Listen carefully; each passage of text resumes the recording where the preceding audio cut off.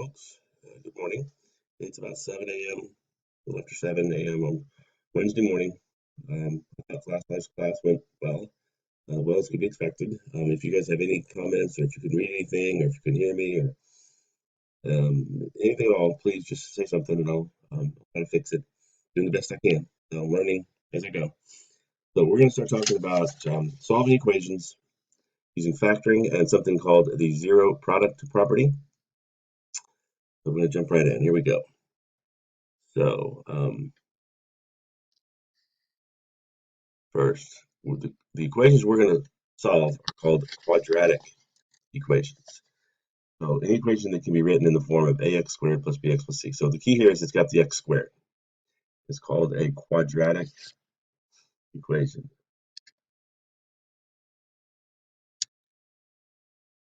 So a quadratic equation. Key there is a not equal to 0. Okay, and examples would be x squared plus 3x plus 4 equals 0. That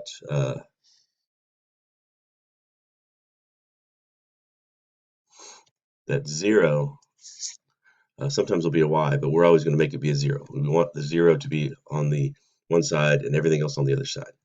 Another example would be 3x squared minus 4x plus 5 equals 0.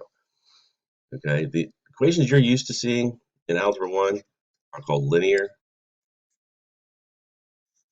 and they are linear,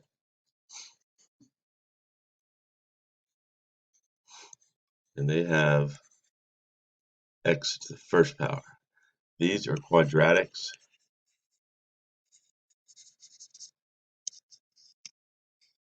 and it has an x squared. That's the key.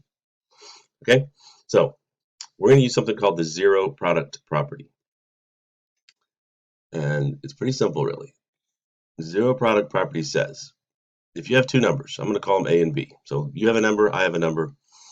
If we multiply A times B and get 0, think about what that means about those two numbers. And hopefully you're thinking or saying, well, if A times B equals 0, that means either A is equal to 0 or B is equal to 0 or both. Maybe they're both equal to 0. That'd be kind of boring because it'd be 0 times 0 equals 0. But if A times B equals 0, that means either A equals 0 or B equals 0.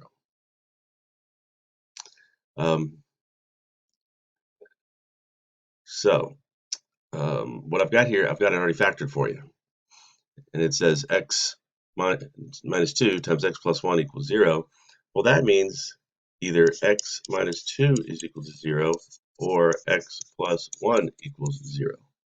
If x minus 2 equals 0, that means x equals 2. I just added 2 to both sides to solve that equation. If x plus 1 equals 0, that means x equals negative 1. So here's two answers. Either x equals 2 or x equals negative 1. So here, I just got it set up where you have to factor it. So this means x and x. And I know I'm going to be plus and minus. So this is where you can use that rule.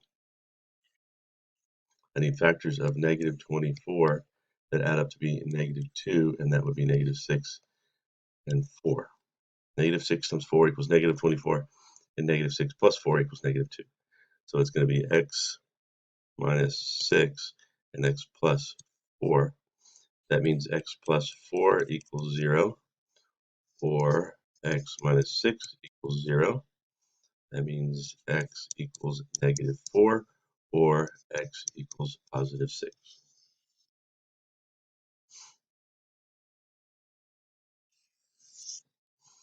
Okay, so just basically, in plain old English, factor the equation and set each factor equal to 0.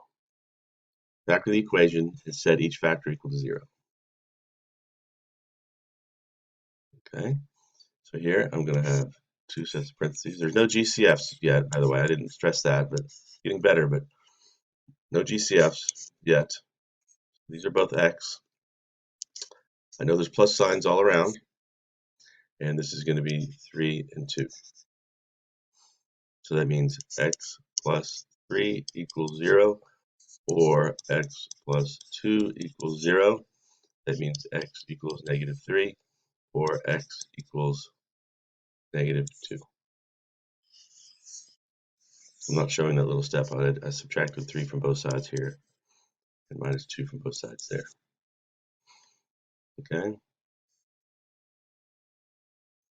And I believe, yeah, this is the one where I need to fix this problem. It should say x cubed minus 5x squared. No. Yep. X cubed minus 5x squared plus 6x. So let me fix this real quick.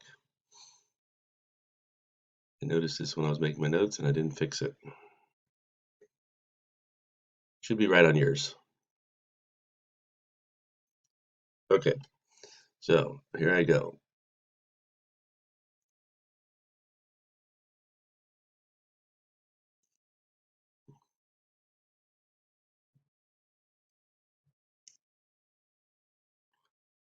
All right, let's try one more time.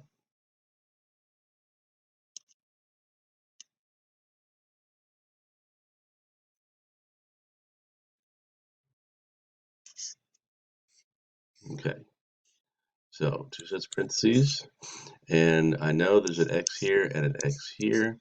I know these have to both be negative, and it's going to be a 3 and a 2. Negative 3 times negative 2 is positive 6. Oh, I have an x out here, sorry. Doggone it. Let me start over here. I apologize. I don't want to go back and start the video over again. I need to factor out an x. That gives me an x squared minus 5x plus 6 equals 0. I'll wait a second for you to catch up if you need to, if you had to erase anything. So I just factored out an x. Okay, so now I've got x out there, and I've got two sets of parentheses equals 0. So now I'm going to have x here and x here, both minus signs, and it's going to be a 3 and a 2. So here we just have an extra answer. So that means either x equals 0, so there's one of my answers, or x minus 3 equals 0, or x minus 2 equals 0. So if x minus 3 equals 0, that means x equals 3. So there's three different little sections here. And then if x minus 2 equals 0, that means x equals 2. Okay? So here's one where you can't use that rule because it's got that 3 out front. So I'm just going to have to guess and check. No GCF. I do know this has to be a 3y and a y, because 3y times y will give me 3y squared. I know my signs have to be positive and negative. I might have to fix that in a minute because I'm not sure where the positive and negative goes. And then my choices are 2 and 2 or 4 and 1. Let's just try the 2 and 2. Okay, and then the outside gives me negative 6y, and the inside gives me 2y. That does not give me 11y. All right, so I'm going to erase that. And I just did a little mental math. And I think if I put 4 here and 1 there, the outside will give me negative 12y, and the inside will give me 1y, which does give me my 11y. Okay, that's equal to 0. So that means that, here, I'll just put my answer over here so you can leave all that and have it for later. That means either 3y plus 1 equals 0 or y minus 4 equals 0. Okay, so subtract 1, 3y equals 1, divided by 3. That means y equals 1/3, or y equals 4. Okay. This one, I do have a GCF. I'm going to factor out a 10. And that leaves me with x squared minus 13. Sorry, that's 6x squared minus 13x plus 6 equals 0. So let's just fix that a little bit here.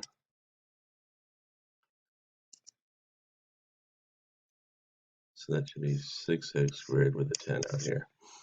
Okay, so now I've got 10 here, and then I got 2 sets of parentheses. And I'm going to try 3x and x, because that'll give me, oops, and 2x. Going too fast. 3x and 2x. I know these would have to be both minuses. And let's try 3 and 2 here. So the outside gives me negative 9x, and the inside gives me negative 4x, which gives me my negative 13x. So the outside gave me negative 9x, and the inside gave me negative 4x. Negative 9x and negative 4x makes negative 13x. Okay, so that means either this term is equal to 0, or last I checked, 10 is not equal to 0, so throw that one away. Or 3x minus 2 equals 0, or 2x minus 3 equals 0. Move this down so I have a little bit more room to work. Okay, so I'm going to add 2.